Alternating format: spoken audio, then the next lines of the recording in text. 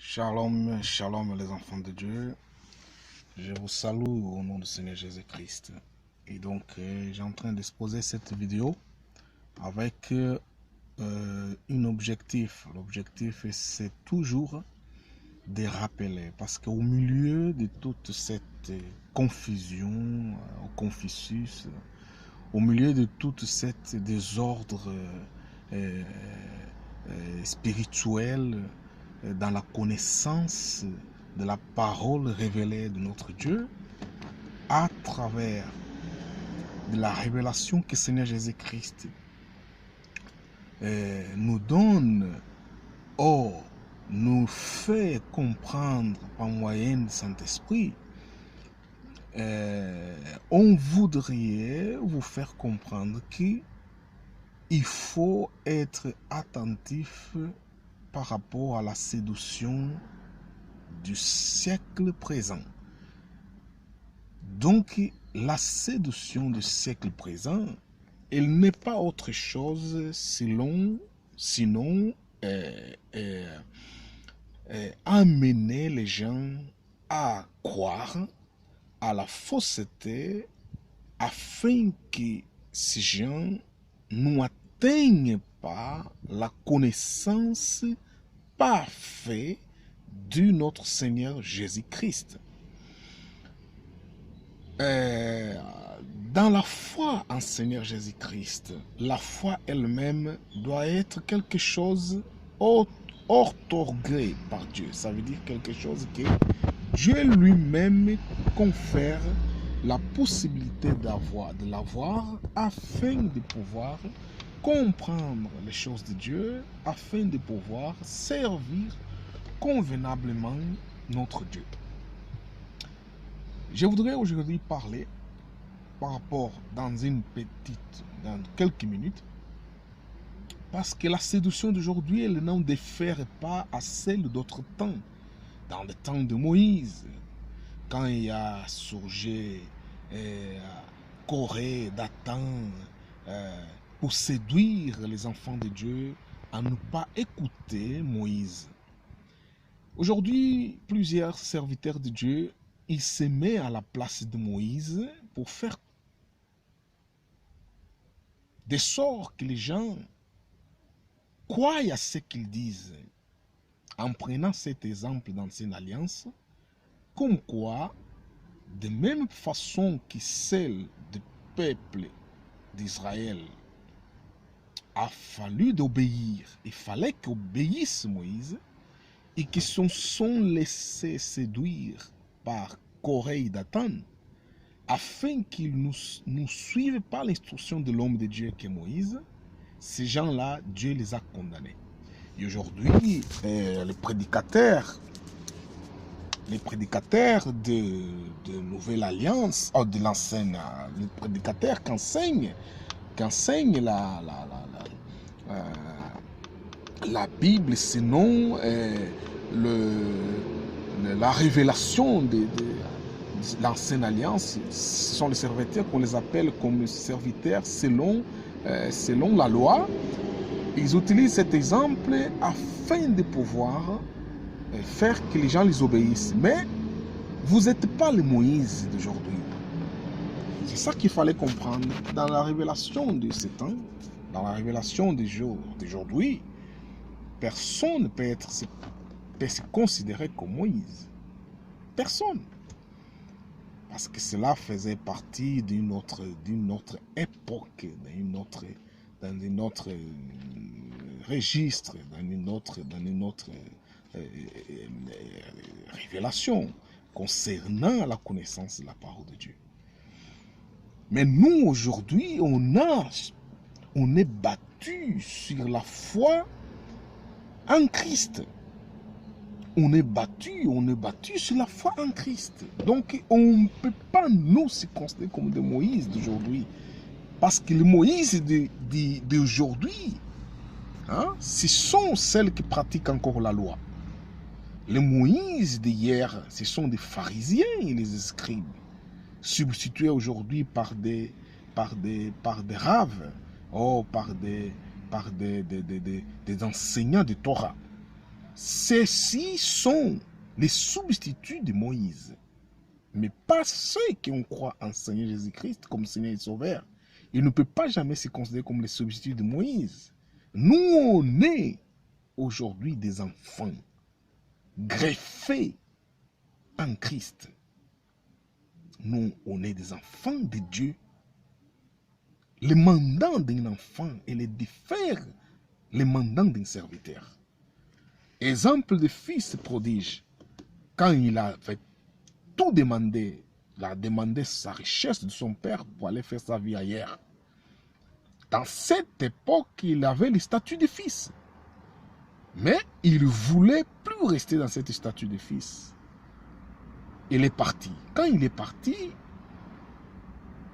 les choses ne sont pas passées comme il a pensé. En arrivant même au point de manger nourriture des porcs. Et donc il s'est mis à penser que chez moi, mon père traite bien les gens qui les servent. Ça veut dire ses serviteurs. Laisse-moi regagner la maison. Je ne rentrerai pas, je ne vais pas rentrer chez mon père comme son fils, mais comme son serviteur. Et qu'est-ce qui s'est passé? En croyant que son père irait le recevoir comme un serviteur, son père l'a reçu comme fils. C'est ça qui se passe aujourd'hui. Plusieurs veulent se mettre dans le statut de serviteur en en oubliant que leur statut c'est de fils qui est à la maison de son père, qui fait le travail ensemble avec son père. Nous, on est des fils. On peut nous appeler des serviteurs, mais notre statut devant notre père, c'est un statut de fils. C'est pour cela que l'écriture des gens dit très bien. Celles qui ont reçu Seigneur Jésus-Christ, ils ont reçu le pouvoir, ils ont reçu le droit d'être des enfants. Ces enfants de Dieu, ils ne sont pas nés selon les sangs ou selon les hommes, mais selon Dieu. Nous, on est nés selon Dieu, en Christ, parce que c'était comme cela le projet que Dieu avait mis en place. Donc, on est des enfants et on est plus des serviteurs. On sert notre Père comme des enfants. Nous venons pas servir notre Père comme le Fils prodige. Si tu veux servir notre Père, le Dieu Tout-Puissant, comme un serviteur, alors tu vas te trouver dans l'ancienne alliance. Tu vas te trouver à servir comme un serviteur selon Torah. Et là, oui, à ce moment-là, tu peux te comparer à Moïse, tu peux essayer d'enseigner le peuple de Dieu comme la loi, et toi-même, tu dois te comporter maintenant comme Moïse ou comme des sacerdotes. Et donc, je voudrais vous faire comprendre qu'il y a une différence. Nous, on appartient à notre sacerdoce. Notre sacerdoce, c'est une sacerdoce qui vient de Christ. Lui-même, Christ, son tribut, n'était pas un tribut qui appartenait de Lévi. Et donc, Dieu nous appelle aujourd'hui en dehors des tribus de Lévi, afin de les servir. Pas comme des serviteurs, mais comme des enfants. Un enfant qui, chez lui, son père, quand en train de faire des travaux à la maison, ou un enfant qui travaille dans une entreprise avec son père, il aura toujours le statut de fils et pas le statut d'un employé quiconque. Il y a une différence de celui qui est fils il dit celui qui n'est pas fils. Quelle est ta place quand tu es en train de servir Dieu? Ta place, c'est une place de fils ou une place de serviteur? Si tu es un fils, alors restez comme fils dans la nouvelle alliance en Christ Jésus, notre Seigneur et notre Sauveur. Parce qu'on appartient maintenant à une sacerdoce de Melchizedek. Ça veut dire le sacerdoce de Christ comme notre Seigneur, comme notre Sauveur. Et surtout en sachant que le Seigneur Jésus est notre frère, notre grand frère, qui nous a donné la possibilité de devenir les enfants de Dieu. Lui-même, quand il était sur la terre, il se considérait comme serviteur. Mais pour faire l'œuvre de son Père. Mais il était fils en faisant l'œuvre de son Père comme serviteur. C'est comme cela que nous, les enfants de Dieu, on se comporte. On n'est pas dans le même rapport, les rapports des serviteurs tout court. Serviteurs tout court comme l'ancienne alliance. Nous, on n'est plus sur Moïse, mais on est sur Jésus-Christ. Nous, on n'est plus sur l'ancienne alliance, mais on est dans la nouvelle alliance. Le problème aujourd'hui, c'est que plusieurs qui enseignent la Bible, qui essaient d'enseigner le peuple de Dieu la parole contenant dans la Bible, ne sont pas encore révélés à propos de nouvelle alliance. C'est pour cela qu'il est facile d'aller chercher l'ancienne alliance, parce que là, ils vont se retrouver une fois que le voile qui est sur eux n'est pas encore déchiré. Donc, priez à l'Éternel afin de déchirer cette voile qui représentait le corps du Seigneur Jésus-Christ, afin que tu viennes à naître à nouveau dans la connaissance de cette nouvelle alliance que le Seigneur Jésus-Christ a, par son propre sang, a mis en place.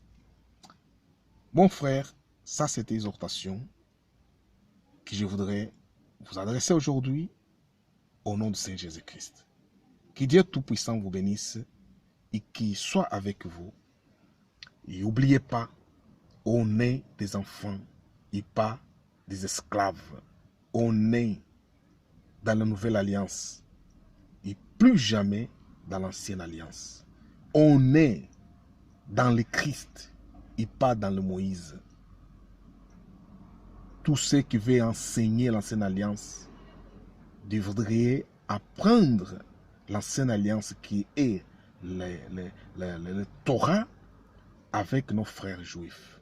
Parce que c'est à eux qui ont la connaissance d'ancienne alliance. Donc, je vous salue au nom puissant de notre Seigneur Jésus-Christ, notre roi et notre sauveur. À la prochaine. Votre frère, Dr. Clayson. Dieu vous bénisse au nom de Christ. Amen.